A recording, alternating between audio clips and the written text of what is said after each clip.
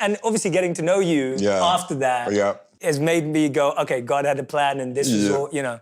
But tell me about why Arjun as a character for you has been, because you even, and I think this is because of you and your storytelling, you even brought Arjun in my life more to life, to Arjun. So tell me a bit about why Arjun was so synonymous with you. And you know, so there are figures in spiritual texts and just in general for human beings, you know, being creatures of example.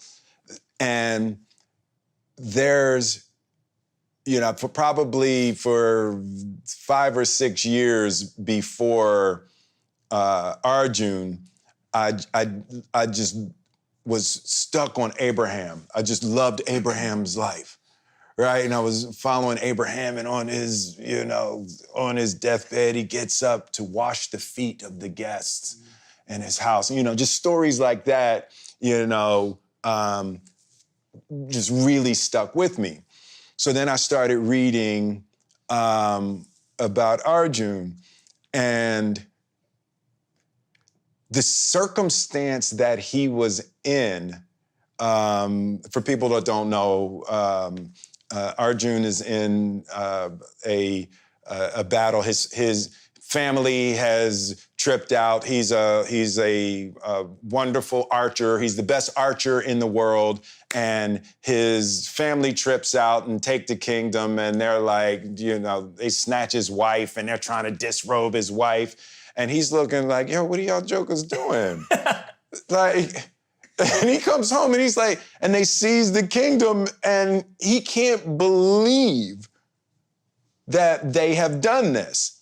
And he, you know, he's a warrior, and, you know, he could get the kingdom back, you know, but these are his uncles and his brothers-in-laws and his teachers and people that he loved and trusted, and they took his kingdom. And they prepared an army, and they're going to fight Arjuna, and he's devastated that his family and his friends and all of that for material gain would do this to him, and he's deeply pious. And they prepare an army, the greatest army that's ever been assembled, except that they don't know that God is driving Arjuna's chariot. right? And they think they're going to tear through Arjuna, they're going to do all of this, but God is driving Arjuna's chariot, right? And even in that, you know, Arjun, he's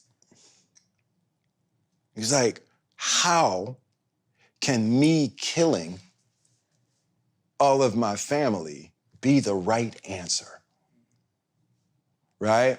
And on the other side of that, he's like, well, I'll just let them kill me.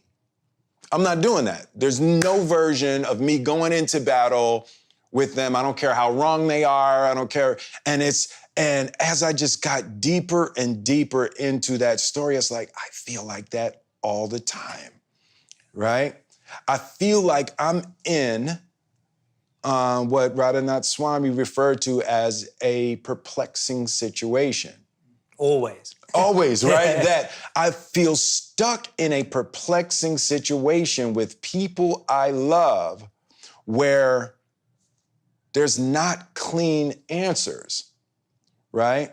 And I always feel strong enough, like if you want to fight, we can fight. I know how to fight, but how can that be the right thing, you know? And I just really related to how the Gita handles those kinds of perplexing situations and recognizing that's what life is. You are born into a perpetual perplexing situation. And that it was the first time that I'd ever heard the spiritual idea like that, that life is a perplexing situation and you're never going to get around being stuck in the duality. You have to elevate above the whole thing, you know? And the Christian concept about that I always heard and never understood fully. And my grandmother would say all the time, you got to let go and let God. Yeah. Right? Yeah. And it was like that. It just, you know, the Gita filled in that concept of what it really means. It doesn't mean don't do anything. Yeah. Yeah. Let go and let God doesn't mean don't do anything. Yeah. It means do your divine duty, whatever that may be. And just for whatever reason, the study of the Gita at this particular point in my life really clarified a lot of ideas of how to move through a world where you almost can't do it right. Yeah.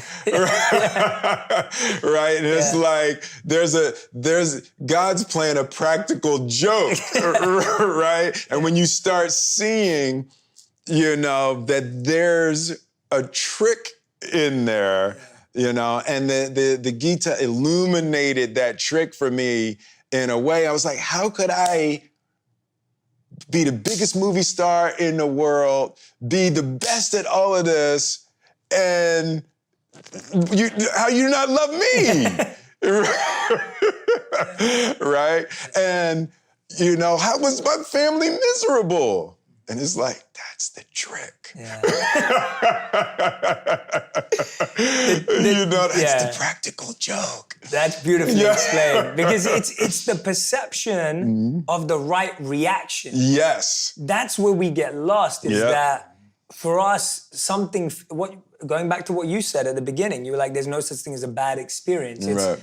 We're looking at the result Yes. of our activities Absolutely. as a signal of how well we're living. Yes, absolutely. And that messes us up because the result of your activities is not under your control. Yes, absolutely. And so if you're living your life based on the result of your activities being a signal that you're successful, right, you're setting yourself up to, absolutely. And all of us do it all the time. I was using Jada's reaction to my actions as a measure of the quality of my actions. Yeah. And one thing has nothing to do with the other. Yeah, absolutely. Right? And that's not what we're taught, right? And, you know, the concept that someone's reaction to your behavior is theirs, and your behavior is yours. And when you try to marry the two, when you try to use the outcome as a measure of the quality of your own being, that is the kiss of death. Correct. The way that this material world works, you can do everything right and it still go wrong in terms of outcome. Yeah. And you can do everything wrong and it still goes right in the outcome. In the outcome. The outcome is not connected to the quality of your behavior. And that is such a hard idea to, you know, to digest. So when I started interacting with Jada and with my family as what a friend of mine, Michaela Bohm, Love Michaela. Yeah, what she refers to as a freestanding man, right? So I am certain and I am committed to being who I am and how I want to be without a craving for someone's approval, right? Because I know their approval doesn't have anything to do with me, right? Yeah. And, you know, sometimes we get stuck in these situations where we're seeking the approval of someone for our self-esteem. Yes.